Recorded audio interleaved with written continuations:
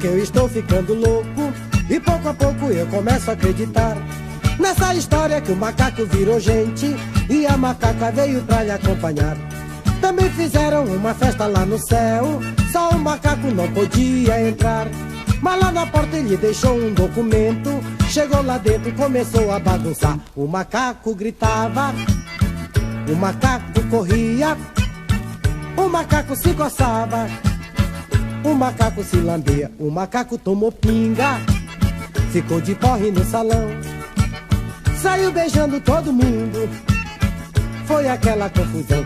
Mas eu não acredito na história do macaco, eu conheço um cara que não é um chimpanzé.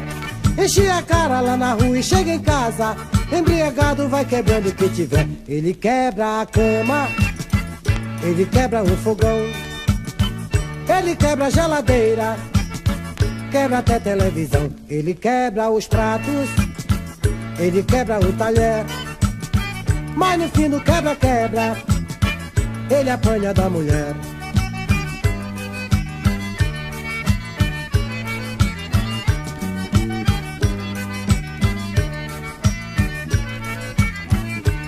Até parece que eu estou ficando louco e pouco a pouco eu começo a acreditar nessa história que o macaco virou gente e a macaca veio pra lhe acompanhar.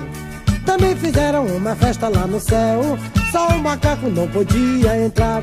Mas lá na porta ele deixou um documento, chegou lá dentro e começou a bagunçar. O macaco gritava, o macaco corria, o macaco se coçava, o macaco se lambia, o macaco tomou pinga, ficou de porre no salão, saiu beijando todo mundo, foi aquela confusão. O macaco gritava, o macaco corria, o macaco se coçava, o macaco se lambia, o macaco tomou pinga, ficou de porre no salão, saiu beijando todo mundo, foi aquela confusão. O macaco gritava, o macaco corria, o macaco se coçava, o macaco se lambia, o macaco tomou pinga.